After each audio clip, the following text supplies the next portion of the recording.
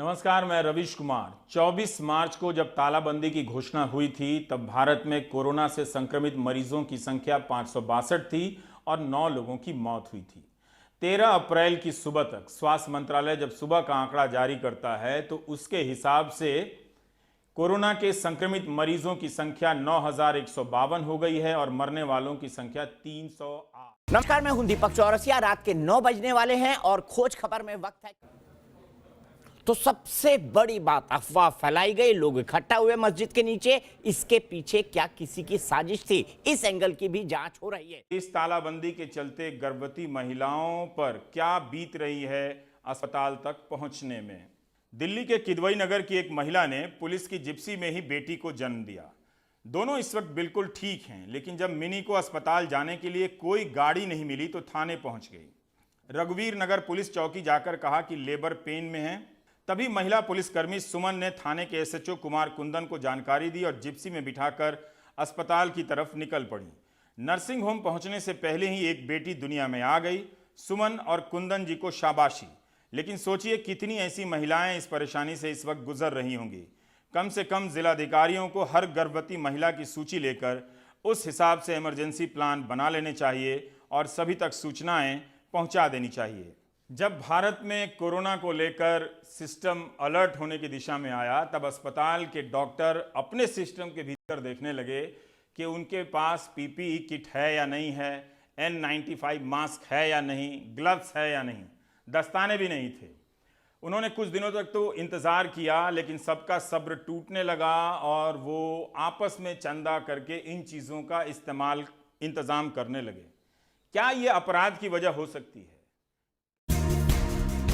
नमस्कार, मैं हूं दीपक चौरसिया। रात के 9 बजे हैं और वक्त है खोज खबर का। वक्त हो गया है खबर लेने का और खबर देने का। आज खोज खबर में हम बात करेंगे जिद्दी मौलाना साहब की जाहिल जमात की, जिसने पूरे देश की नाक में दम कर रखा है। इसी जमात के कारण देश में कोरोना के केस लगातार बढ़ते जा रहे हैं, मौत का आंकड़ा भी बढ़ता जा रहा है। आज खोज खबर में इसी मुद्दे पर बहस करेंगे कि क्यों ना जाहिल जमात के मौलाना साहब पर गैर इरादतन हत्या की जगह हत्या का केस चला जाए। 304 नहीं 302 देश में कोरोना के बढ़ते ग्राफ के बीच पूरे देश में कोरोना की बीमारी को महामारी बनाने वाला मौलाना साहब अब तक फरार है। पुलिस के हाथ अभी तक उसके गिरफ्तार तक नहीं पहुंच पाए हैं। इस बीच शहर शहर एक जिद्दी जमात की मनमानी की तस्वीरें भी सामने आई हैं। सरकार ने अपील की है। सलमान खान ने भी फटकारते हुए सोशल डिस्टेंसिंग का एक वीडियो पोस्ट किया है, लेकिन इसके बावजूद कुछ लोग जहालत दिखाने से बाज नहीं आए। आपको वो भी दिखाएंगे, लेकिन सबसे पहले इस वक्त की सबसे बड़ी खबर बता दें। खबर यह है कि रोहिंग्या मुसलमान जो जमाती थे वो गायब हो गए हैं। क्या कोरोना फैलाने की नई साजिश कर रही है?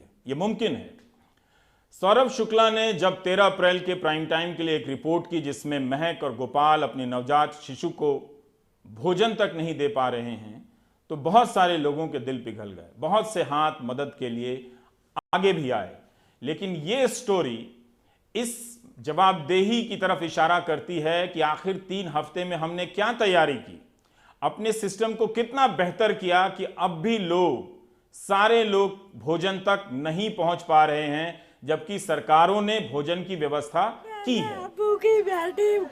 माँ और पिता के आंसू क्या उस हम भारत के लोगों के बलिदान के लिए हैं या उसे हम भारत के लोगों के लिए चलाने वाली व्यवस्था ने रोने पर मजबूर किया है? सौरभ शुक्ला जैसे 2-4 रिपोर्टर कितने महक के पास जा पाएंगे?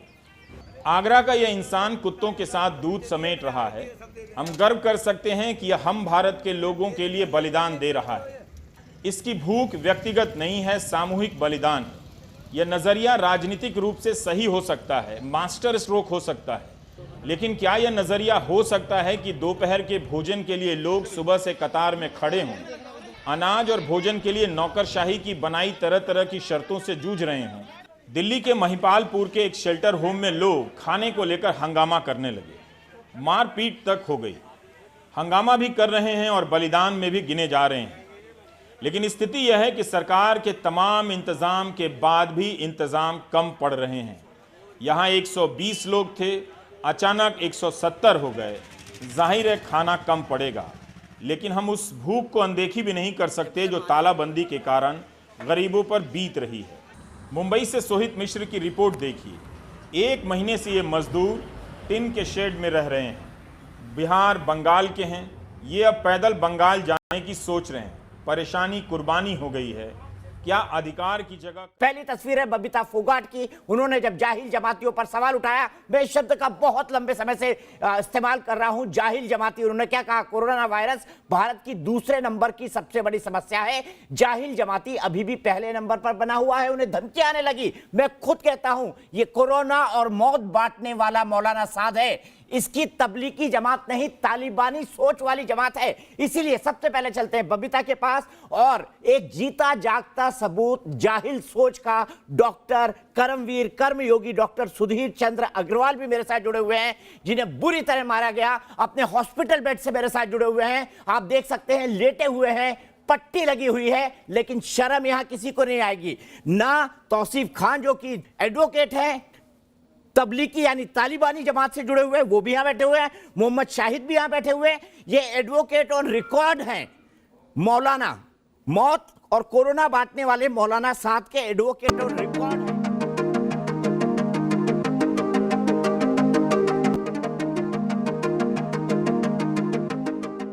इस जमीन पे हर पांचवा इंसान मुसलमान है, लेकिन उस हर मुसलमान की नुमाइंदगी ना तो निजामुद्दीन के जमात के मौलाना साद करते हैं और ना ही ISIS के अबू बकर बगदादी करते थे। किसी एक मौलाना या कुछ मौलानाओं या कुछ मुसलमानों के किसी गुनाह के लिए पूरी कौम जिम्मेदार नहीं हो सकती है, लेकिन सोशल मीडिया ने इतनी नफरत फैलाई है कि हिंदुस्तान की तमाम गलियों में सब्जियां भी हिंदू मुसलमान हो गई हैं। दौर से जब अपना देश गुजर रहा है, तब भी कुछ लोग हिंदू और मुसलमान भाइयों के बीच में नफरत फैलाने की कोशिश कर रहे हैं। उस किस्म के वीडियो डालते हैं, उस किस्म का सब कुछ चीजें डालते हैं सोशल मीडिया के अंदर, लोगों में नफरत फैलाने की कोशिश करते हैं। ये प्रकृति के खिलाफ है। प्रकृति ऐसे लोगों को कभी माफ नहीं करेगी। सामने आने के बाद सवाल तो बनता ही है, अगर हम करें तो करें क्या, बोले तो बोले क्या। अगर थोड़ा सा भी भगवान ने दी हो तो जरा उपयोग करो। लेकिन टेंशन मत लीजिए, जब तक व्हाट्सएप में गुड मॉर्निंग भेजने की सुविधा है तब तक आपको कुछ नहीं होगा, मैं गारंटी।